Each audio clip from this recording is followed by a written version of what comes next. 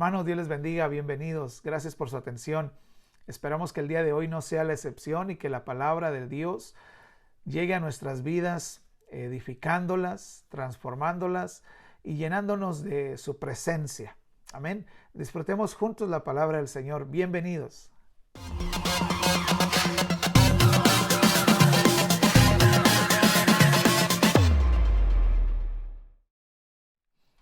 Pues hoy quiero compartir con ustedes, hermanos, el tema al que yo titulé Aspectos olvidados del cristianismo.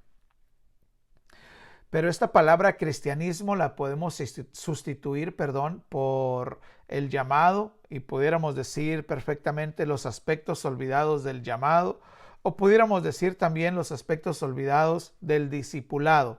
En realidad, el cristianismo abarca todos estos conceptos, todas estas palabras, y quiero que mantengamos eso en mente porque lo vamos a estar intercalando durante el mensaje del día de hoy. Entonces, repetimos, el tema del día de hoy es aspectos olvidados del cristianismo.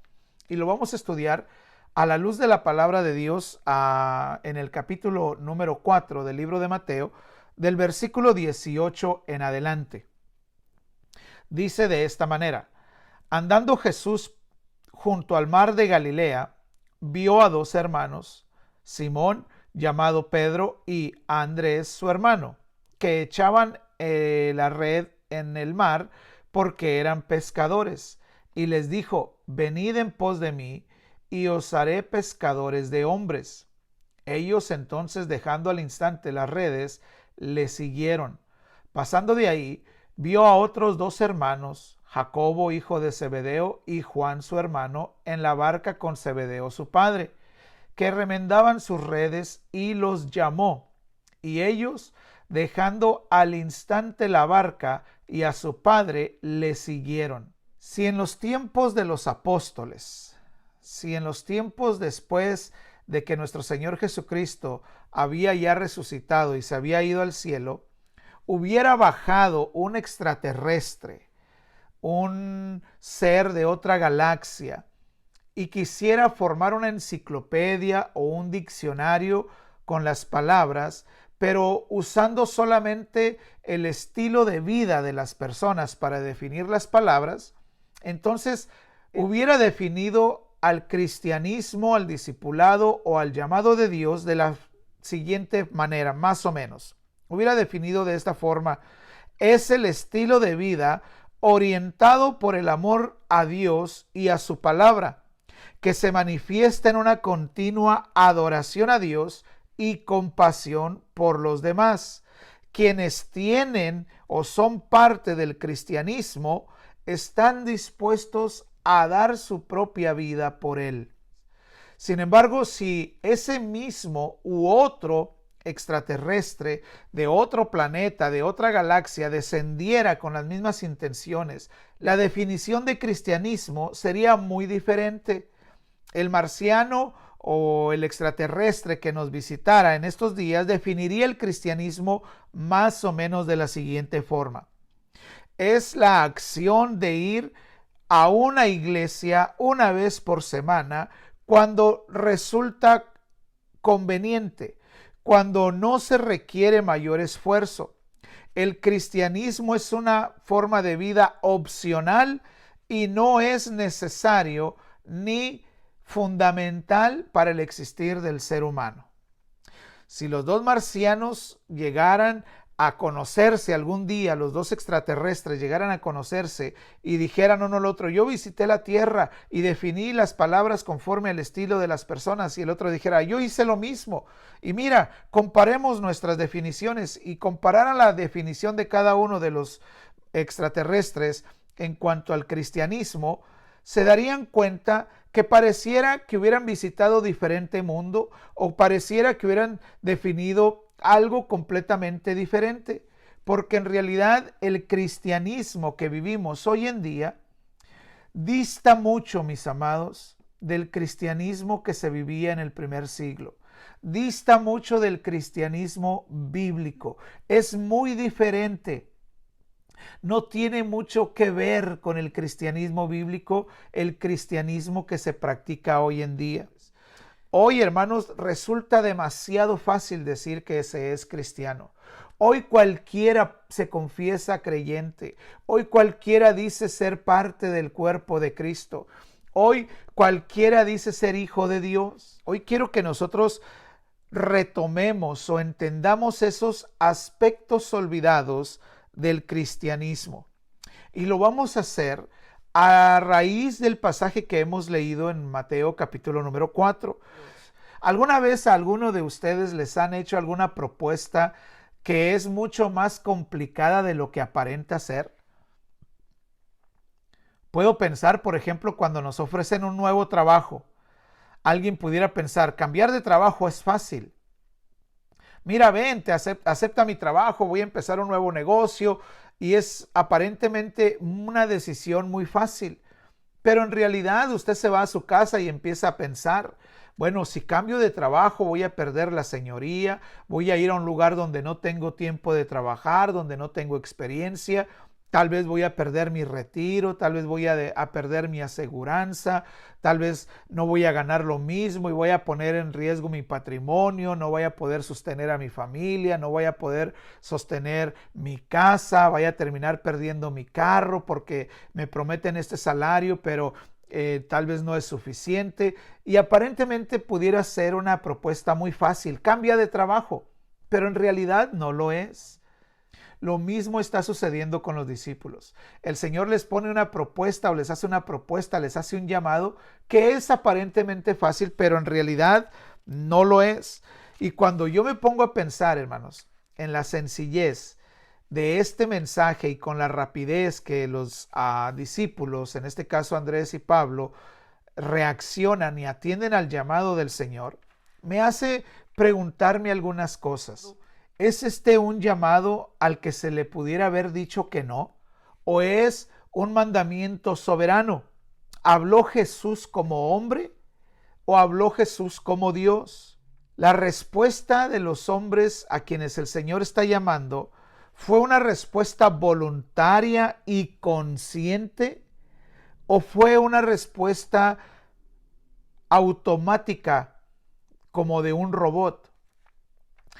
A veces se me afigura como que el Señor Jesucristo les habló y les dijo, vengan y síganme, y como que los hombres se les voltearon los ojos hacia atrás, se les quedaron los ojos en blanco, entraron en un trance y empezaron a seguir a Jesús como robots. A veces pareciera, o me da la impresión, por la reacción inmediata de estos hombres, que fue un mandamiento soberano, un mandamiento que los hombres no pudieron meditar, que no pudieron considerar, y que simplemente no se le podía haber dicho que no.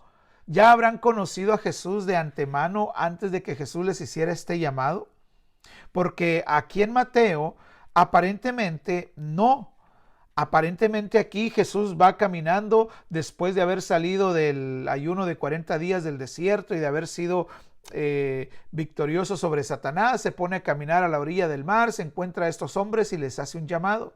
Y yo le pido que tenga la amabilidad de acompañarme al libro de Juan, al Evangelio según San Juan, capítulo número 1, y vamos a ver que en realidad no fue un llamado soberano, no fue una reacción automática y como de robot, sino que en realidad fue una acción o una reacción, fue una obediencia humilde de parte de estos hombres, fue en realidad algo voluntario. Mire lo que dice Juan capítulo 1 versículo 35. Leemos de esta manera. El siguiente día otra vez estaba Juan, se refiere a Juan el Bautista, y dos de sus discípulos. Ya había bautizado a Jesús, y en alguno de esos tiempos, en alguno de esos días, dice que él estaba con dos de sus discípulos. Ahora ponga atención quiénes eran los discípulos de Juan. Cuando Juan miró a Jesús que andaba por ahí, les dijo, he ahí el Cordero de Dios. Le oyeron hablar los dos discípulos y siguieron a Jesús. Y volviéndose Jesús y viendo que le seguían, les dijo, ¿qué buscan? Y ellos le dijeron, Rabí, que significa maestro, ¿dónde moras? ¿Dónde vives? ¿Cuál es tu dirección? Y él les dijo, vengan y vean. Y fueron y vieron en dónde moraba. Fueron a la casa de Jesús. Y se quedaron con y se quedaron con él aquel día, porque era como la hora 10. Andrés, hermano de Simón, estos son los dos discípulos de los que está hablando Mateo. Dice que Andrés, hermano de Simón Pedro, era uno de los dos que habían oído a Juan y habían seguido a Jesús. Es decir, Andrés, antes de ser discípulo de Jesús, había sido discípulo de Juan el Bautista. Entonces, ni es la primera vez que ve a Jesús, ni es la primera vez que oye a Jesús, ni es el primer contacto que ha tenido con Jesús. Habían pasado ya incluso una noche entera en la casa del Señor Jesucristo, se habían quedado a dormir allí, y dice que Andrés encontró a su hermano Simón, a Pedro, y le dijo, hemos hallado al Mesías, que traducido es el Cristo. Entonces, aquí en Juan, capítulo número 1, nos da una perspectiva más general de lo que está pasando en Mateo número 4. Se recuerda que la semana pasada yo les comenté que en los versículos 11 y 12 del capítulo número 4 de Mateo había ya pasado un año. Durante todo este año, hermanos, como lo dice Juan claramente, estos hombres ya habían tenido una relación con Jesús. Entonces, cuando volvemos a Mateo, capítulo número 4, los discípulos o los hombres a quienes está refiriéndose Jesús, a quienes está dirigiendo el Señor, ya lo habían conocido por un año. Ya habían visto lo que Jesús estaba haciendo, ya lo habían escuchado, ya habían oído su mensaje, ya sabían su misión, ya conocían su propósito, y seguramente que en algún momento, en más de algún momento, ellos habrán deseado estar con Jesús más tiempo. Seguramente que ellos han de haber expresado o han de haber pensado o se han de haber hablado uno al otro y haber dicho qué bueno sería pasar más días con el Señor Jesús. No fue algo improvisado, no fue algo automático, fue una obediencia consciente. Ahora quiero que hablemos de los aspectos que esta obediencia, que este llamado, que este cristianismo tiene y que ahora están olvidados. Ahora quiero que nos refiramos a 3 conceptos de el evangelio o del cristianismo que hoy en día parecen estar olvidados. Hermanos, el primer concepto, el primer aspecto del evangelio o del cristianismo que parece estar olvidado el día de hoy es que el cristianismo requiere una vida de obediencia al Señor Jesús. Dice la Biblia claramente que cuando el Señor vio a estos hombres que estaban echando las redes en el mar, porque eran pescadores, les dijo, vengan en pos de mí y les haré pescadores de hombre. Entonces ellos, dejando al instante las redes, le siguieron. Ellos ya conocían a Jesús y su obediencia es absoluta e instantánea. Esta palabra, o mejor dicho, la primer palabra con la que se dirige el Señor Jesucristo a ellos es vengan, venid, accionen. Y hoy en día, hermanos, pareciera que los cristianos hemos cambiado lo que son los mandamientos de Dios y los hemos hecho o los hemos convertido en sugerencias morales, sugerencias moralistas, opciones de estilo de vida. Lo que antes los cristianos consideraban esencial y mandamientos fundamentales del cristianismo, ahora son considerados como opciones morales. La palabra de Dios para el cristiano hoy en día es una opción, porque el cristianismo actual ha descuidado o parece haber olvidado que el cristianismo verdadero, el cristianismo bíblico, requiere una obediencia total al Señor Jesucristo. Es verdad, nosotros vivimos en una sociedad que promueve el individualismo. Es verdad que vivimos en una sociedad humanista. Es verdad, hermanos, que nos enseñan por todos lados que tenemos nuestros derechos y que no debemos de ser sometidos por nadie ni discriminados por nadie. Y toda la sociedad y la filosofía y las ideologías actuales están centradas en el hombre. En realidad, el cristianismo que estamos viviendo no es el mismo cristianismo bíblico. Hermanos, yo quiero que nosotros reconozcamos y entendamos en lo más profundo de nuestro ser que ser cristiano significa ser obediente a Jesucristo. El cristianismo es un estilo de vida de obediencia a la palabra de Dios. Debemos reconocer a la palabra de Dios como nuestra norma de fe y conducta. Debemos determinar y creer que lo que dice la palabra de Dios es lo que dicta, es lo que guía, es lo que nos dice cómo debemos de comportarnos, es nuestra norma de fe. Aunque no sea popular en estos días, aunque no sea políticamente correcto o aunque sea políticamente incorrecto decirlo, hermano, el ser cristiano significa ser esclavo de Jesucristo. Pablo y los apóstoles era la palabra favorita para autodenominarse ellos mismos. El apóstol Pablo, el apóstol Santiago, Pedro, todos los escritores, Santiago, repito, Judas, todos los apóstoles que escribieron una carta, parece que encuentran su identidad al reconocerse, al escribir al inicio de sus cartas, Pablo, siervo de Jesucristo. Judas, siervo de Jesucristo. Santiago, llamado a ser siervo de Jesucristo. Y todos estos hombres usan la palabra siervo, que en el griego es la palabra doulos. Y esta palabra significa esclavo. Yo sé que en nuestros tiempos hablar de esclavitud, hablar de someterse voluntariamente a las autoridades, no es algo popular, pero eso es el cristianismo.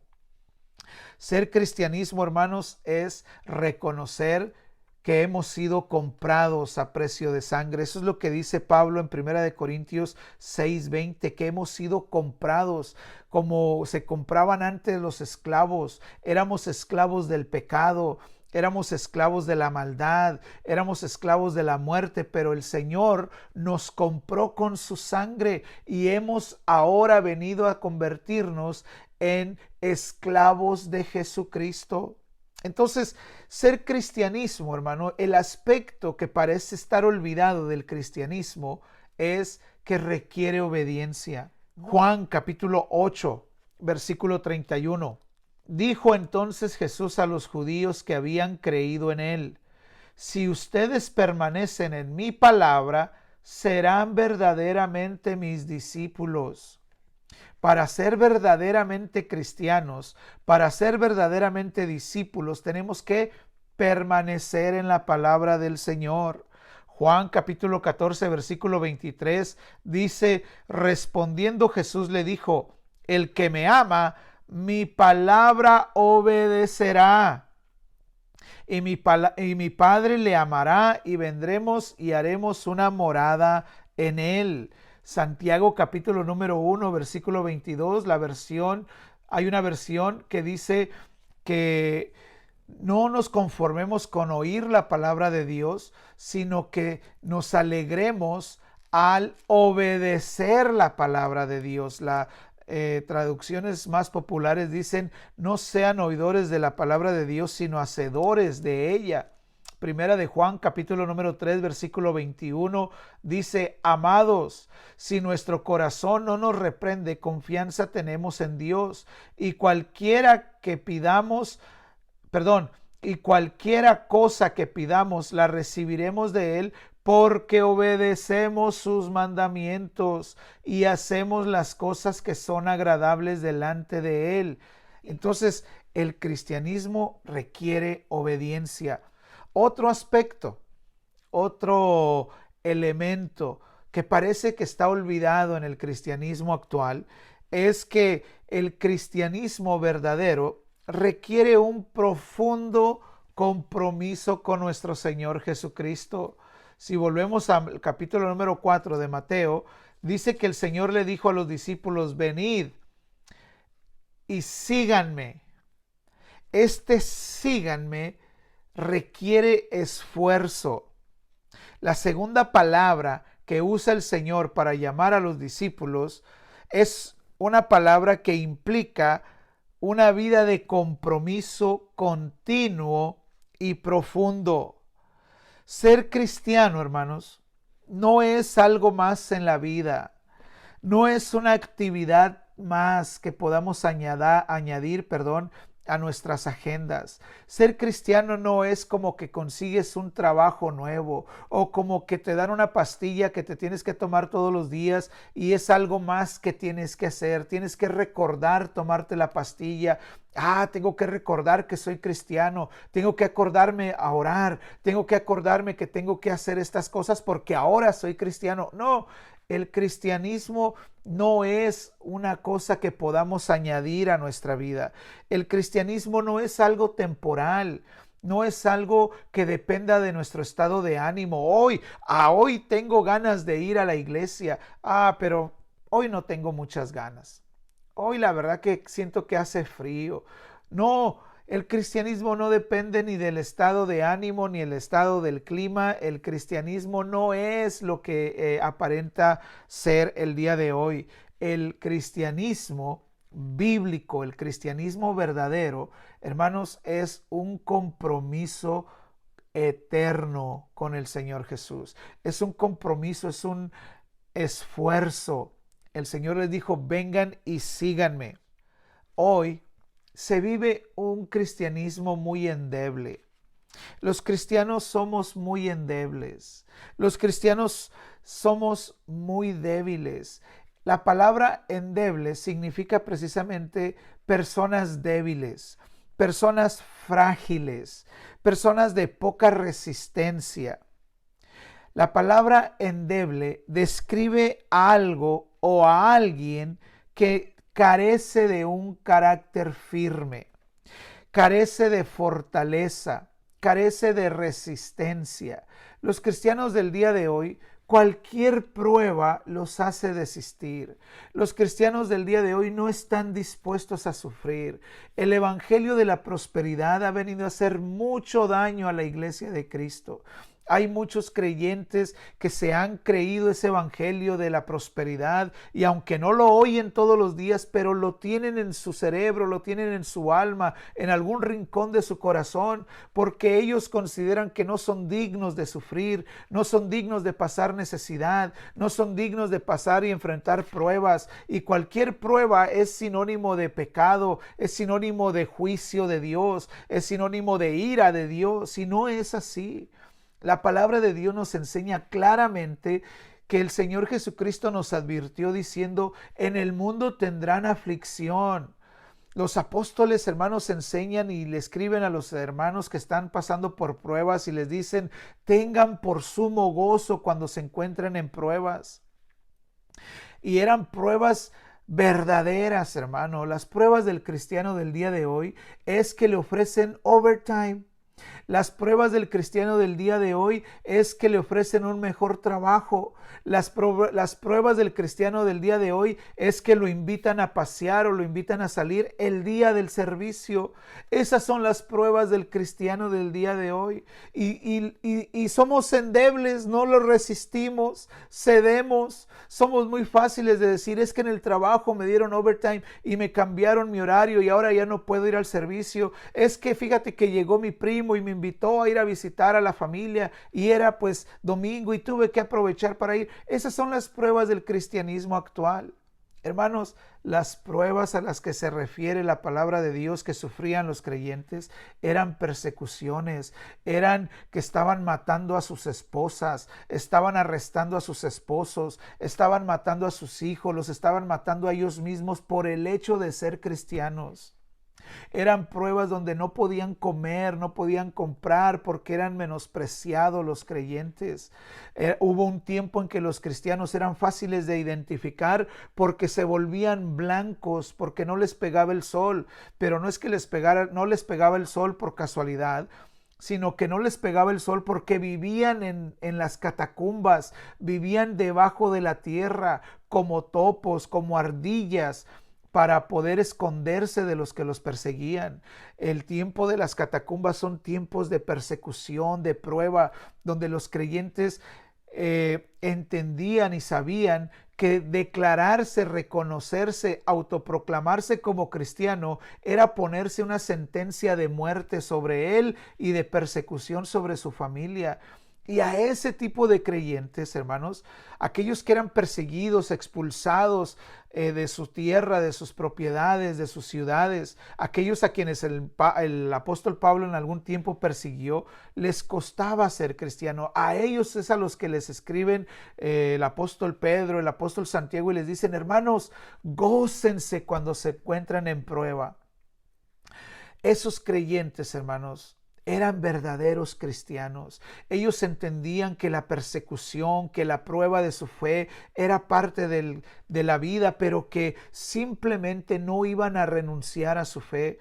Eran cristianos fuertes, vigorosos, eran cristianos que de templanza se doblaban seguramente por el sufrimiento, lloraban, pero no se quebraban. El cristianismo del día de hoy dista mucho de lo que era el cristianismo bíblico. El cristianismo, hermanos, significa vivir un compromiso continuo y profundo con el Señor Jesucristo. ¿Se recuerdan lo que dice Josué capítulo 1 versículo 9? Cuando el Señor está llamando a Josué, le dice: mira que te mando que te esfuerces y seas valiente. No temas ni desmayes, porque el Señor le está diciendo a Josué: va a haber momentos en los que te vas a desanimar, va a haber momentos en los que te vas a sentir débil, pero no, yo te mando, es un mandamiento: esfuérzate, sé valiente, persevera. Hechos capítulo número 5 versículo 29, hermanos, dice que los discípulos en aquel entonces le decían a los hombres: mira, díganme ustedes si es mejor o es menester obedecer a los hombres antes que a Dios. Pero los cristianos del día de hoy obedecemos más a los hombres que a Dios.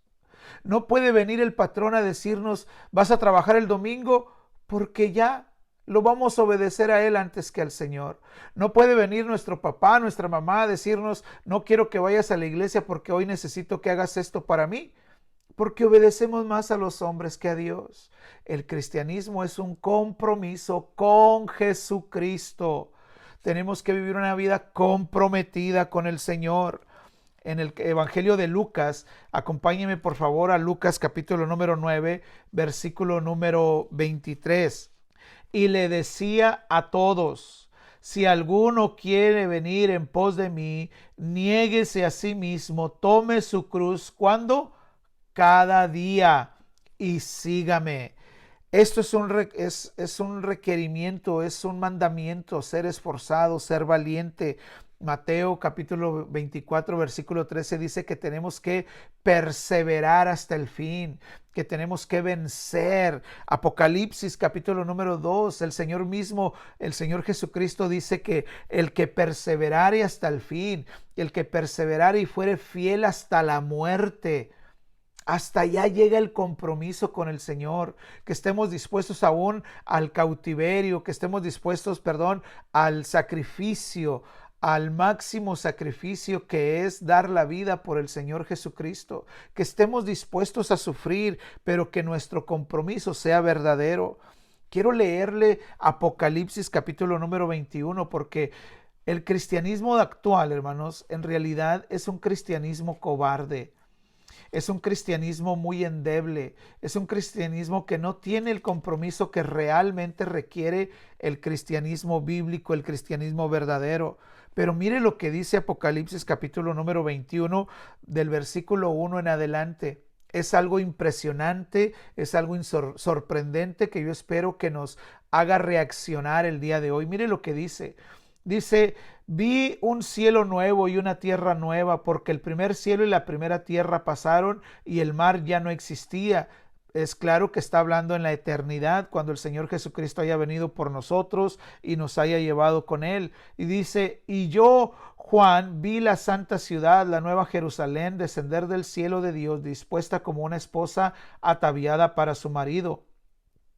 Y oí una voz del cielo que decía, he aquí el tabernáculo de Dios con los hombres, Él morará con ellos y ellos serán su pueblo y Dios mismo estará con ellos como Dios. Mire esto, hasta entonces Dios enjugará toda lágrima de los ojos de ellos. Ya no habrá muerte, ya no habrá más llanto, ya no habrá más clamor, ya no habrá más dolor, porque todas las primeras cosas pasaron.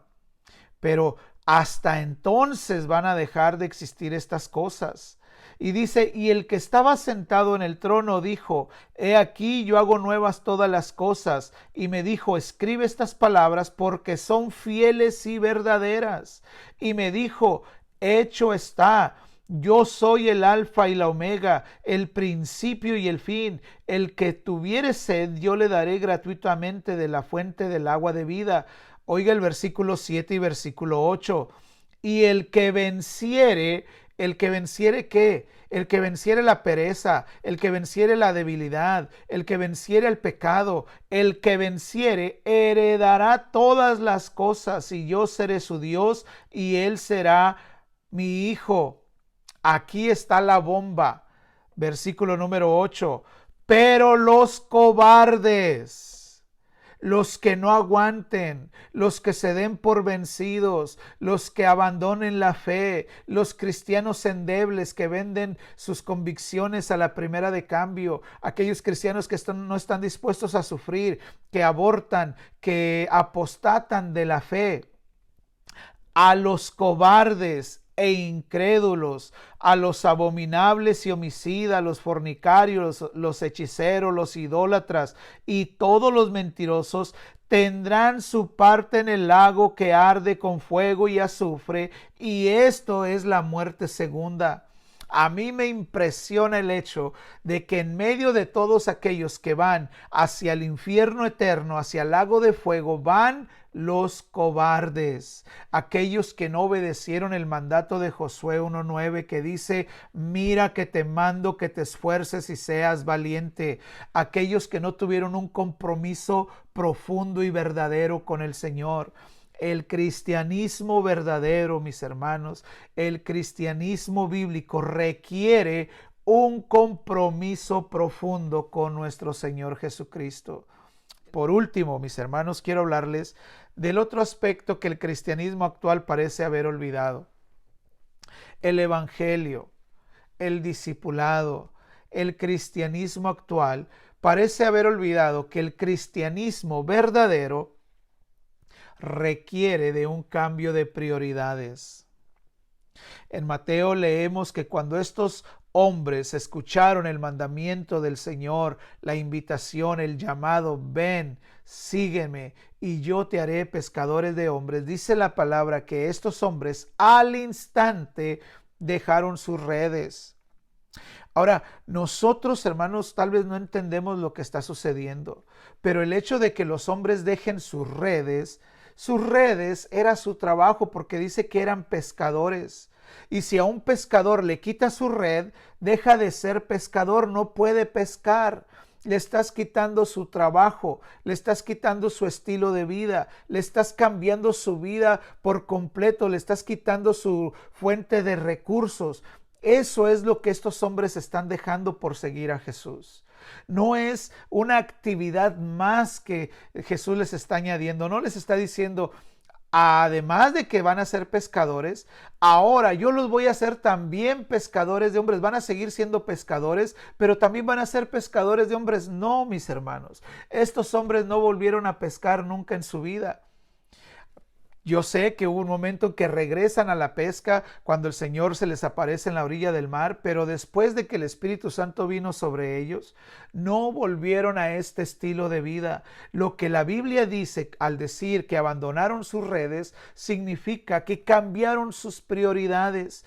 Cambiaron su estilo de vida, cambiaron para siempre su vida. No es una cosa más en su vida el ser cristiano, sino el ser cristiano lo es todo. Rindieron toda su vida al Señor Jesús. Todos nosotros tenemos prioridades o teníamos prioridades antes de conocer al Señor. Todos tenemos prioridades el día de hoy, todos tenemos planes, sueños, todos tenemos personas que son muy especiales y que a quienes amamos y son muy importantes en nuestra vida. Pero todas esas cosas, llámese papá, llámese mamá, llámese esposo, llámese esposa, llámese hijo, llámese nieto, nada nos puede ser a nosotros más importante que nuestro Señor Jesucristo, que nuestro Dios, porque Él es la prioridad de nuestras vidas. Cuando nosotros nos rendimos a Cristo, hermanos, todo lo bueno que teníamos pasa a un segundo lugar, a un tercero, a un cuarto, e incluso muchas cosas que podemos tener el día de hoy pasan a ser basura. Filipenses capítulo número 3 está o contiene la declaración extraordinaria del apóstol Pablo que dice: todo lo que he ganado, mi carrera, mi estudio, todo lo que he ganado, dice, lo tengo por basura, con tal de ganar a Cristo Jesús en mi vida. Imagínense el cambio de prioridades que había en los cristianos en aquel entonces. Había un cambio de estilo de vida. Había una total revolución en aquellos que eran cristianos, que se convertían al cristianismo. Era dejar el amor a cualquier cosa y establecer a Dios en el centro de su vida. Cuando ponemos a Dios en primer lugar, hermano, no es que las cosas o las personas pierdan valor, no. Al contrario, las cosas y las personas toman el valor verdadero que tienen. Cuando una persona ama a Dios por sobre todas las cosas, ama de mejor manera a su esposo. Cuando una persona ama a Dios por sobre todas las cosas, su amor hacia sus hijos es mejor que el que tenía antes. Cuando una persona se convierte al Señor Jesucristo y ama a Dios por sobre todas las cosas y hace todas las cosas para agradar a Dios, su trabajo lo desarrolla de mejor manera y prospera más, porque lo hace para agradar a Dios. Entonces, cuando nosotros ponemos a Dios en el centro y lo hacemos nuestra prioridad, todo lo demás cae en su justo lugar y en su justo valor, y todo prospera, porque todo tiene su lugar en la vida y Dios debe de ser nuestra prioridad. Nosotros, hermanos, tenemos que entender que el evangelio cristiano, que el evangelio bíblico es aquel que pone a Dios en el centro de su vida. No es una cosa más que se añade al ser cristiano. Tu prioridad, hermano, tu prioridad, hermana, no es lo que tú dices que es. Tu prioridad es aquello que cuando tu mundo se cae, es a lo que tú te aferras. Eso es tu prioridad. Si estuvieras en casa con toda tu familia y todas tus posesiones y todo tu dinero y todo lo que tengas está en casa, y de pronto tu casa se está quemando, ¿qué es lo primero que tú vas a correr a salvar? ¿Qué es lo primero que vas a buscar salvar? Eso es tu prioridad. Seguro estoy que no vas a tratar de salvar tus trastes, tu ropa, tus zapatos. Eso tal vez sea muy importante y te guste comprar zapatos y te guste comprar ropa, pero cuando hablamos de prioridades, todo eso no es la prioridad. Pues hermanos, muchas veces sucede en la vida que el mundo de las personas se viene abajo, ¿no es verdad? Hay ocasiones en la vida que pareciera que todo nos va mal, que todo sale mal y que el mundo pareciera estar en llamas y que se está cayendo y desbaratando nuestra vida a pedazos.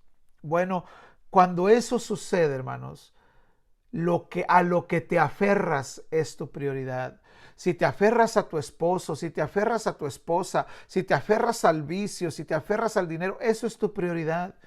Nosotros, los creyentes, el cristianismo, por eso es de que a los creyentes en el primer siglo, en el segundo siglo, cuando los perseguían, cuando se les venía encima el mundo entero, cuando se les deshacía el mundo delante de sus ojos y perdían a su padre, perdían a su esposa, perdían a sus hijos, a lo que se aferraban era a su fe en Cristo Jesús. Porque eso era su prioridad. Porque cuando se convirtieron al cristianismo, sus prioridades cambiaron. Siguieron teniendo sueños, siguieron teniendo trabajo, pero su prioridad se convirtió Dios. Dios fue su prioridad. El cristianismo del día de hoy es como aquellos que trabajan en Wall Street, que el valor de las cosas sube y baja, y conforme el valor sube, ellos trabajan y consiguen ese producto o esas acciones. Pero cuando el valor de esas acciones baja, no les ponen atención. El cristianismo de hoy está más o menos así. Cuando les conviene, cuando les interesa una cosa, los creyentes lo buscan y se empeñan en obtenerlo. Pero cuando esas cosas parecieran perder su valor, dejan de interesarse en él. ¿Acaso no ha visto usted creyentes? ¿Acaso no ha conocido o conoce creyentes que en algún momento, hermanos, era su prioridad el congregarse y no dejaban de congregarse por nada del mundo?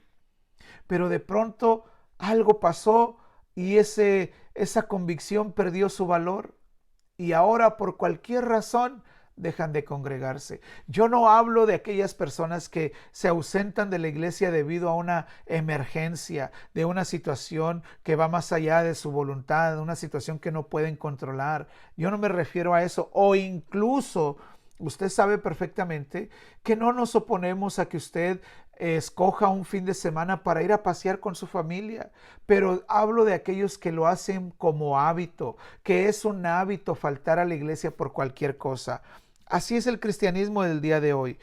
Actúan conforme a su conveniencia.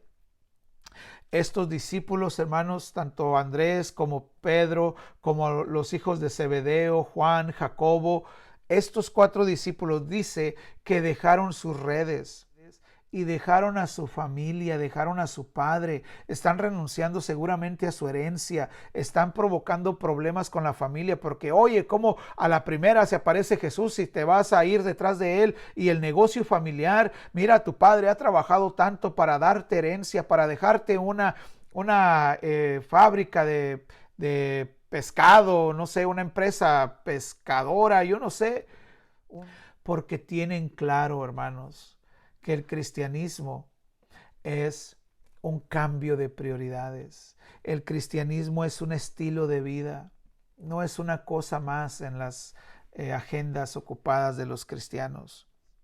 De esto se trata el evangelio, de esto se trata el verdadero cristianismo, de esto se trata ser discípulo de Jesús. Nosotros tenemos que vivir un cristianismo cristocéntrico, un cristianismo verdadero, aquel cristianismo que demanda obediencia al Señor Jesucristo, aquel cristianismo que no se cansa, aquel cristianismo que tiene un compromiso profundo y duradero con el Señor. Nosotros tenemos que vivir el cristianismo que tiene como prioridad honrar a Dios, adorarle y servirle a Él. Y todas las cosas nos serán dadas y añadidas. Esto es el verdadero cristianismo. Estos son los aspectos del verdadero cristianismo que el cristianismo actual parece haber olvidado.